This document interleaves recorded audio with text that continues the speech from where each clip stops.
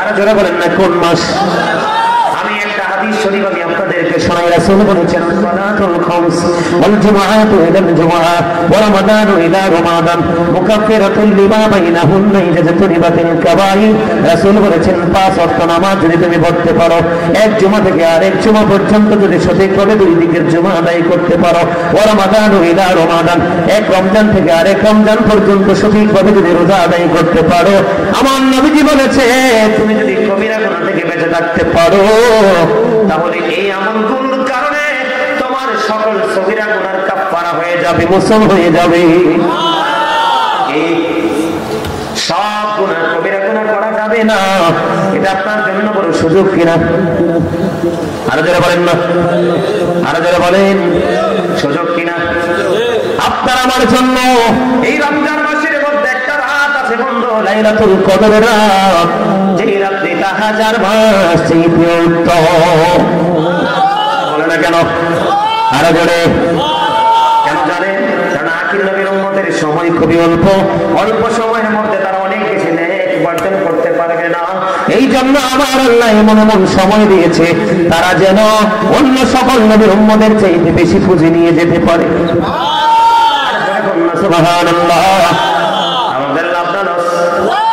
আরো যারা বলেন লাইলাতুল কদরের রাত এমন একটা রাত বন্ধু, আমি আপনাদেরকে বলে দেই যে রাত দ্বারা সকল রাতের মর্যাদা আমার আল্লাহ বৃদ্ধি করে দিয়েছে। লাইলাতুল কদরের রাত দ্বারা সমস্ত রাত থেকে আমার আল্লাহ মর্যাদা করে সকল রাতের সেরা হলো লাইলাতুল কদরের রাত। ওই লাইলাতুল কদরের রাতে অসংখ্য ফেরেশতা নিয়ে জিবরাইল কি করে জমিনে নেমে আসে। সারা রাত বন্ধু আপনি জিকির দাঁড়িয়ে করেন, বসে করেন, শুয়ে করেন, যেভাবেই করেন, কারণ জিকির করার কন্ডিশন আছে ফাযকুরুল্লাহ কিয়ামান, দাঁড়িয়ে দাঁড়িয়ে জিকির করো, ও কুউদান বসে বসে জিকির করো, ওয়ালা জুনুবিকুম শুয়ে শুয়ে জিকির করো। হাদিস শরীফের মধ্যে এসেছে আপনার আমার পারে রাসূল বলেছেন তুমি দাঁড়িয়ে করো, বসে করো, শুয়ে করো, জিকির করনে ওয়ালা বান্দাদের সাথে ওই ফেরেশতারা মুসাফা করে। কি করে? কথা বলে না কেন? কদরের রাত আপনার জন্য কত বড় নিয়ামত বন্ধু, খেয়াল করেন। কি করে? মুসাফা করে সকল ফেরেশতা ওই সুবে সাদিক পর্যন্ত করতে থাকে। যখন তাদের বিদায় বেলা হয়, সবাই বন্ধু জিবরাইলের কাছে একত্রিত হয়। হওয়ার পরে এবার জিবরাইলকে প্রশ্ন করে বলেন আল্লাহ রাব্বুল আলামিন আল্লাহর বান্দাদেরকে নিয়ে কি চিন্তা করেছে, মন্তব্য করেছে। এবার জিবরাইল বলে রে এই রজনীতে আল্লাহ রাব্বুল আলামিন আল্লাহর বান্দার দিকে 70 বার রহমতের নজরে তাকাইছে। মুসাফা হয়েছে লাইলাতুল কদরের রাত্রিতে। আপনি কেমন করে বুঝবেন ফেরেশতারা রহমতের ফেরেশতারা আপনার সাথে মুসাফা করেছে? এটা আপনি কেমন করে বুঝবেন? এটা বোঝার উপায় হলো রাসূল আপনাকে আমাকে বুঝিয়ে দিয়েছে। এটা বোঝার উপায় হলো যখন কোন মানুষ লাইলাতুল কদরের রাত্রিতে মানে 26 তারিখ দিবাগত রাত্রিতে 27 তারিখে যখন কোন মানুষ আমল করতে করতে করতে করতে বন্ধু আল্লাহর দরবারে দোয়া করে যখন দরখাস্ত করবে, দরখাস্ত মুনাজাত করার পরে যদি মনে করেন কারো চোখ দিয়ে বেয়ে বেয়ে পানি পড়তেছে, তখনই মনে করবেন রহমতের ফেরেশতাদের সাথে ওই আল্লাহর প্রিয় বান্দারা মুসাফা হয়ে গেছে। জোরে জোরে সুবহানাল্লাহ। আমার হযরত ওমরের পুত্র উবাই তিনি কি করলেন? কদরের রাত্রিতে জলযানে ভ্রমণ করতেছেন সমুদ্র, হঠাৎ করে ওনার মুখের মধ্যে একটা ফোঁটা নদীর পানি পড়লো। পানি পড়ার পরে উনি বুঝতে পারলেন যে পানিটা অত্যন্ত মিষ্টি, বেশি ভেরি সুইট। এবার তিনি চিন্তায় পড়ে গেল, তিনি চিন্তায় পড়ে গেল এই পানি কেন রে আজকে রাত্রে নদীর পানি কেন মিষ্টি মনে হলো? এই কথা বলার পরে তিনি ধীরে ধীরে ধীরে ধীরে বন্ধু খুলে চলে গেলেন, ওই সমুদ্রের পারে চলে গেলেন। সমুদ্রের পারে যাওয়ার পরে বন্ধু চাইয়া দেখলেন গাছপালা গুলো পর্যন্ত সেজদায় পড়ে আছে। কেন রে আজকে নদীর পানি আমার মুখে মিষ্টি মনে হলো?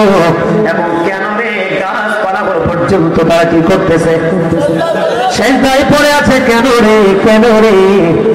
বন্ধু তল্লাশি করে দেখলেন এই সেজদায় পড়ে থাকার কারণ বন্ধু পানি মিষ্টি লাগার কারণ হলো এটা লাইলাতুল কদরের রাত, এই কারণে। কিন্তু বন্ধু মনে রাখবা, এই লাইলাতুল কদরে মা বাবার বদ্ধ সন্তানকে আল্লাহ ক্ষমা করবে না, কোন জাদুঘরকে আল্লাহ ক্ষমা করবে না, কোন শোধকে আল্লাহ ক্ষমা করবে না, কোন পরের হক নষ্টকারীকে আল্লাহ ক্ষমা করবে না। বড় ভয়ঙ্কর সমাজের মধ্যে দুইটা জিনিস বড় ভয়ঙ্কর রূপান্তরিত হয়েছে, একটা হলো সুদ, আরেকটা হলো পিতা মাতার বাধ্য হওয়া। ঠিক তো সবাই বলেন না, রাগ করছে?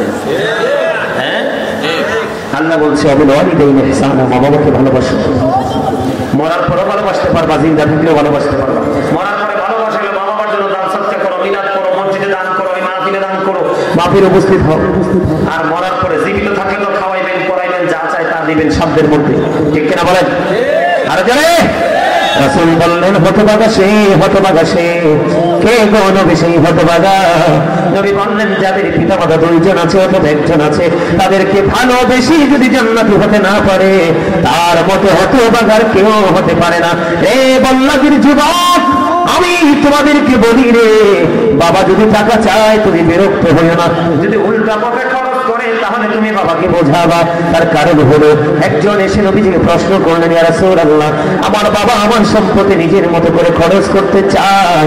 এবার আমার রাসূল বললেন, তোমার সম্পত্তি না শুধু রে, তুমি নিজেও তোমার বাবার সম্পদ। জবাব ভাইরা তোমরা বুঝতে পারছো নি? কথা বলে না কেন? বুঝতে পারছো নি? আমি তোমাদেরকে বলি যুবক, আমার নবী যখন মেরাজে গেলেন, মেরাজে যাওয়ার পরে জাহান্নামের দিকে নজর দিয়ে চায়া দেখলেন, এক একটা মানুষ এক একটা পেট, এক একটা মানুষের পেট এক একটা ঘরের মতো বড় বড়। জিবরাইলকে প্রশ্ন করলেন, ভাই জিবরাইল, এই ঘরের মতো বড় বড় পেট ওরা মানুষটা কে রে জিবরাইল? এবার জিবরাইল বললেন, ইয়া রাসূলুল্লাহ, এরা হলো দুনিয়ায় আপনার নামদারি সূক্ষ্ম উম্মত। এবার আমার রাসূল বললেন, এই বড় পেটের মধ্যে আমি নবী দেখতে পাই না, শুধু সাপ আর বিচ্ছু দেখা যায়। জোরে জোরে কন্যা নাউযুবিল্লাহ। বন্ধু, সুদ যারা খায়, সুদ যারা দেয়, মধ্যে যারা সাহায্য করে, সবার সমান অপরাধ। রাসূল জানিয়ে দিলেন সুদের 69টা স্তম্ভ। বন্ধুরে আমার, যেই ব্যক্তি সুদের মাধ্যমে একটি টাকা উপার্জন করলো, সেই যেন তার মায়ের সাথে 36 বার বন্ধু জিনা করলো। রাসূল বলেছেন, লা তুকবালু সালাতুম বিগাইরি তুহুর ওয়ালা সাদাকাতুম মিন গুরুর। পবিত্রতা ছাড়া ইবাদত কবুল হয় না, হালাল টাকা না হইলে দানও কবুল হয় না। আর আপনাদেরকে আমাকে সচেতন থাকতে হবে, কি হবে না? কথা বলেন না কেন? এই ওয়াজটা একটুখানি করলাম। ও বন্ধু, রাসূল বলে দিয়েছেন এমন রোজাদার আমাদের মধ্যে অনেকেই আছে, তার দিনের বেলা শুধু সে উপাসী রইল, আর কিছু তার নসিবে জুটলো না। রাতের বেলা সে রাত্রি জাগ্রত করলো, এই রাত্রি জাগরণটাই শুধু তার নসিবে জুটলো, দিনে এবং রাতে এক্সট্রা কোনো নিয়ামত তার নসিবে জুটলো না। কারণ কি? সে গালাগালি করেছে, বকাবকি করেছে, সুদ খেয়েছে, পরের হক নষ্ট করেছে, সে কখনোই রোজাদার হতে পারে না। আমি আপনাদেরকে বলে দিই, কেউ যদি রমজান মাসে আপনাকে বকা দেয়, আপনি বলবেন আমি রোজাদার। কেউ যদি আপনাকে বলে, আপনাকে বকা দেয়, আপনি একটাই বলবেন আমি রোজাদার, আমি রোজাদার, আমি রোজাদার। বাকি কাজ বন্ধু আল্লাহর। ঠিক কিনা বলেন? জানেন কি জানেন কিনা জানি না, রাসূল বলে দিয়েছে আমাদের জন্য কত বড় নিয়ামত। রাসূল বলেছেন, ইদা জাআ রমাদান ফাতিহাত আবওয়াবুল জান্নাহ ওয়া গুল্লিকাত আবওয়াবুন নার সুফিনাতুশ শায়াতিন। আমার রাসূল বলে দিয়েছেন, যখন রমজান আগমন করে জান্নাতের দরজাগুলো খুলে দেওয়া হয়, জাহান্নামের দরজাগুলো বন্ধ করে দেওয়া হয়, শয়তানকে বন্দী করে দেওয়া হয়। কারণ আমরা বন্ধু 12 মাসে আমল করতে পারি না শুধু শয়তানের কারণে। কারণ এই শয়তান আমাদের প্রকাশ্য শত্রু, কিন্তু প্রকৃত মুমিন যারা, তাদের সম্পর্কে আমার আল্লাহ বলেছেন, ইন্না কাইদা শাইতানি কানা দাঈফা। আমার আল্লাহ বলেছেন, শয়তান ডিসেপশন ইজ ভেরি উইক। জোরে জোরে বলুন আলহামদুলিল্লাহ। যখন রমজান আগমন করে জান্নাতের দরজা খুলে দেওয়া হয়, জাহান্নামের দরজা বন্ধ করে দেওয়া হয়, শয়তানকে বন্দী করে দেওয়া হয়। যদি আপনি সব ধরনের অপরাধ বাদ দিয়ে বন্ধু সুন্দর করে রোজা রাখতে পারেন, আপনার জন্য স্পেশাল নিয়ামত হলো, রাসূল বলেছেন জান্নাতের একটা গেট আছে, সেই গেটের নাম হলো বন্ধু রাইয়ান। ওই কাল হাসরের দিন রোজাদাররা রাইয়ান নামক জান্নাতের গেট দিয়ে বন্ধু প্রবেশ করবে। রোজাদাররা ঢোকার পরে গেটটা ব্লক করে দেওয়া হবে। সুবহানাল্লাহ। বেশি বেশি করে দান করবেন। একটা কোরআন খতম পড়ালে 700 কোরআন খতমের সওয়াব পাবেন। একটা মিলাদ পড়ালে রমজানের উসিলায় 700 মিলাদের সওয়াব পাবেন। বন্ধু আপনাদেরকে আমি বলে দিতে চাই, রমজান মাসে তারাবি কয় রাকাত পড়বেন? সকল সাহাবায়ে কেরামের ইজমা হয়েছে, সকল সাহাবায়ে কেরামের ইজমা হয়েছে তারাবি নামাজ 20 রাকাত। কাকবুল্লাহ বের হবে যুগে যুগে পৃথিবীকে ধ্বংস করার জন্য, শুধু বলবে নাই নাই নাই বেদাত বেদাত বেদাত। এই বক্তব্য শুনবেন না, এই বক্তব্য শুনলে ধ্বংস হয়ে যাবেন। যারা বারবার বেদাত বলে তাদের দুই পকেট ভর্তি মাথা ভর্তি বেদাত। কথা বুঝেননি আমার? এখন বেদাত বলতে বলতে মানুষগুলোকে আমল থেকে দূরে সরিয়ে দিয়েছে। দেখবেন এই কাকবুল্লাহরা কেউ বলে 12 রাকাত, কেউ বলে 8 রাকাত। সাহাবায়ে কেরাম এত দামি, সাহাবায়ে কেরামের ঘোড়ার নিচের 3 আঙ্গুলের এক চিমটি মাটি যদি বন্ধু একটা পাল্লায় তোলা হয়, ওই গাউসে পার থেকে ধরে কিয়ামত পর্যন্ত যত আল্লাহর ওলি পৃথিবীতে সৃষ্টি হবে সকল আল্লাহর ওলিকে যদি একটা পাল্লায় তুলে দেওয়া হয়, সাহাবায়ে কেরামের ঘোড়ার নিচে 3 আঙ্গুলের এক চিমটি মাটির ওজন ভারী হয়ে যাবে। কারণ সাহাবীরা চর্মচক্ষু দ্বারা নবীকে দেখেছে, অন্তর দ্বারা নবীর প্রতি বিশ্বাস শ্রদ্ধা করেছে, নিজের জান মাল সব নবীর জন্য কুরবানি করে দিয়েছে। ওই সাহাবায়ে কেরাম যদি 20 রাকাত বন্ধু তারাবি পড়তে পারে, তাহলে আপনার আমার পড়ার দরকার আছে নাই? জোরে বলেন। আহলে সুন্নাত ওয়াল জামাত নবীকে ফলো করবে সাহাবায়ে কেরামের মধ্যে, ঠিক কিনা? সাহাবায়ে কেরামের মাধ্যমে। আর তাবেঈরা ফলো করেছেন কি সাহাবায়ে কেরামদের মাধ্যমে, ঠিক কিনা বলেন? এমনি করে করে করে করে আজ পর্যন্ত আমাদের কাছে ইসলাম এসেছে বন্ধু। আমি আপনাদেরকে বলি, কেউ বেদাত করলে আপনারা কি করবেন না, ক্ষান্ত হবেন না। আমার দিকে তাকান, বিরক্ত হননি? এই ওয়াজটা দরকার নেই? বেশি দরকার কিনা বলেন? আমি আপনাদেরকে বলি, নরমাল যদি কোনো একটা ইবাদত রমজান মাসে করেন, একটা ফরজ আমলের সমান সওয়াব দেওয়া হবে। নরমাল যদি একটা আমল আপনি করেন, একটা ফরজ আমলের সওয়াব হবে। আর যদি আপনি একটা ফরজ আমল করেন বন্ধু, তাহলে 70টা ফরজের সওয়াব আপনার আমলনামায় দেওয়া হবে। জোরে জোরে বলুন না সুবহানাল্লাহ। এই জন্য সবাইকে বলছি, হালাল খাবার দিয়ে সাহারি করবেন, ঠিক কিনা বলেন? ইফতারিটা হালাল কিছু দিয়ে করবেন। আল্লাহ রাসূল বলেছেন তোমরা খেজুর দিয়ে ইফতারি করো, কারণ খেজুরের ভিতরে এত এনার্জি আছে এটা আপনি কল্পনা করতে পারবেন না। সেই দিকে আমি ব্যাখ্যা করব না, ওয়াজ আমার অনলাইনে করা আছে, খুঁজে বের করে শুনবেন। খেজুর দিয়ে আলোচনা করো, ইফতার করো। আপনি যদি মনে মনে ভাবেন যে বল হুজুর কাঁচা খেজুর তো নাই, রাসূল বলেছেন তুমি শুকনা খেজুর দিয়ে ইফতার করো। ইয়া রাসূলুল্লাহ, ইয়া হাবিবাল্লাহ, নবী গো, ও প্রাণের নবী, আমার কাঁচাও নাই গো, আমার শুকনা খেজুরও নাই গো নবী, আমি কি করব? আমার নবীজি বললেন তুমি সাদা পানি দিয়ে ইফতারি করো, কারণ এই দুটোর মধ্যে রোজাদারের জন্য নিয়ামত রয়েছে। এখন বেশি করে বলছি, এই বর্তমান সময়ে আমরা বাংলাদেশের মানুষ বেশি অসুস্থ, ভেজাল খাইতে খাইতে এখনকার ব্যবসায়ীরা ম্যাক্সিমাম এই কষাইয়ার চাইতেও জঘন্য। কথা বলেন না কেন? 3 দিন 4 দিন 5 দিন বাসি বন্ধ পচা তেল দিয়ে ভাজি খাওয়ায়।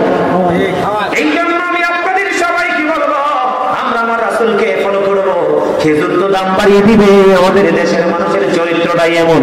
বলে হুজুর আমি খেজুর কিনতে পারি না, কি করব?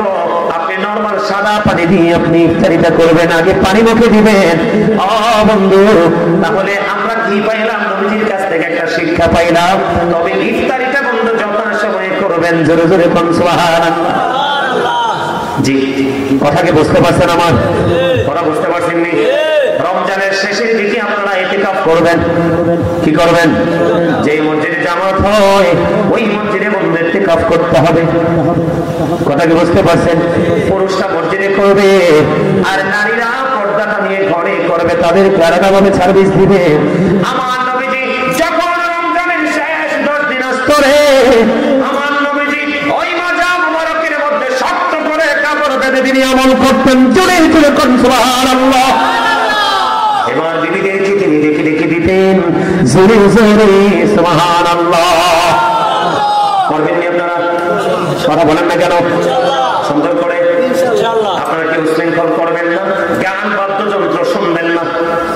যেন করবেন না।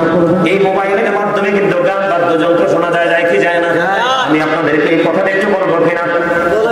রাসূল বলে দিয়েছেন কিয়ামতের পূর্বক্ষণ এক শ্রেণীর মানুষের চেহারা বিকৃত হয়ে যাবে, মাটির মধ্যে তাকে গ্রথিতকরণ করা হবে। ইয়া রাসূলুল্লাহ, নবী কেন গো? কারণ তাদের দোষ হলো কোনটা বন্ধু? জঘন্য দোষ। আমি আপনাদেরকে আগেই বলে দিই, দোষগুলো পরে বলি। রাসূল বলেছেন মাটির পানি দিলে যেমনি ফসল তৈরি হয়, তেমনি ভাবে নোংরা মিউজিক যুক্ত করে, নোংরা শব্দ দ্বারা যে গান বাজানো হয়, ওই গান দ্বারা মানুষের মনের করে নোংরামি তৈরি হয়। আল্লাহর প্রিয় হাবিব সরকারে মদিনা নবীজি বলেছেন গানের আসরে যাওয়া পাপী লোকের কাজ, কান দিয়ে মন দিয়ে গান শোনা ফাসিকদের কাজ। আর গান শোনার পরে যেই বলে ও ফ্যান্টাস্টিক, অনেকে বলে না, তার মানে গান শোনার পরে সে কি পাইছে? মজা পাইছে। নবীজি বললেন গান শোনার পরে যে ব্যক্তি গান থেকে মজা নয়, সে যেন কুফরি করলো। ওই যে চেহারাটা বিকৃত হয়ে যাবে, মাটির মধ্যে গ্রথিতকরণ করা হবে। এইটা কেন রে? রাসূল বলে দিয়েছে, আমার দিকে তাকান, রাসূল বলে দিয়েছে এটার কারণ হলো বন্ধু, এটার কারণ হলো অন্যরকম একটা কারণ। রাসূল বলে দিয়েছেন তারা কি করবে? রাসূলকে প্রশ্ন করা হলো, ইয়া রাসূলুল্লাহ, তারা কি তাওহীদ মানবে না? রাসূল বললেন মানবে। তারা কি রিসালাত মানবে না? রাসূল বললেন তারা মানবে। রাসূল আরো বলেছেন তারা আল্লাহ মানবে, রাসূল মানবে, আরো মানবে। কি মানবে? ওয়া ইয়াসুমুন ওয়া ইয়াহুজ্জুন ওয়া ইউসাল্লুন, তারা নামাজ পড়বে, রোজা করবে, হজ করবে, তারপরেও কি তাদের এই সাজাটা বহাল থাকবে? হ্যাঁ, তারপরেও তাদের এই সাজাটা বহাল থাকবে। তার কারণ কি? তারা মদ গাঁজার আসর বসাবে, অসৎ শব্দ দ্বারা গানের আয়োজন করবে। আমার মা বুঝে নাই, বিরক্ত হয়ে গেছে। বিরক্ত হয়েছেন না? শেষ করে দিব? আপনারা জি বললেন না কেন? কথাটা বুঝে না, তারা রাসূল কি বলছেন? হাদিস শরীফ তো, আমার বানানো কথা নয়। তার মানে লোকটা আল্লাহও মানবে, রাসূলও মানবে, নামাজও মানবে, হজও মানবে, রোজাও রাখবে, সব করবে। তারপরেও কি রাসূল তার সাজাটা বহাল থাকবে? নবী বললেন হ্যাঁ। কেন গো নবী? কারণ সে তার মহল্লায় বা কোথাও গানের আসরে বসাবে, ওই গানের আসরে মদ গাঁজা খাওয়া হবে। আছে না নাই? এই বছর অনেক জায়গায় দেখেছি এত বিরক্ত শৃঙ্খল ভাবে গান বাদ্যযন্ত্রের আয়োজন করেছে, নারী পুরুষ দেদারসে মিলেছে। আপনি নামাজ পড়ার পরে যদি বন্ধু অন্যায়গুলো ছাড়তে না পারেন, তাহলে আপনি কখনোই নামাজি হতে পারলেন না। কারণ সূরা আনকাবুতের মধ্যে আমার আল্লাহ বলেছেন মাধ্যমে আল্লাহর কুদরতি কদমে সিজদা লাগাইয়া দিয়ে নামাজ পড়বে, ওই শীতের দিনের গাছের পাতার মতো তার জীবনের সবগুলো গুনাহ ঝরে পড়ে যাবে। এটাও নবীজির হাদিস, ওইটাও নবীজির হাদিস। কথা বল না কেন? আর মানে হলো নামাজ যদি তুমি নামাজের মতো পড়তে পারো, নোংরামি কখনোই তোমার কাছে প্রিয় হবে না। আর নোংরামি যদি তোমার কাছে প্রিয় হয়ে যায়, তাহলে কখনোই আমল তোমার কাছে প্রিয় হতে পারে না। ইমানদার আর মুনাফিক কখনো এক হতে পারে না। কথা বলেন না কেন? ভালো মানুষ এবং খারাপ মানুষ কখনো এক হতে পারে না। আমার কথা তো আল্লাহ বুঝেন না? আমার কথা বুঝতে পারছে? আরে জোরে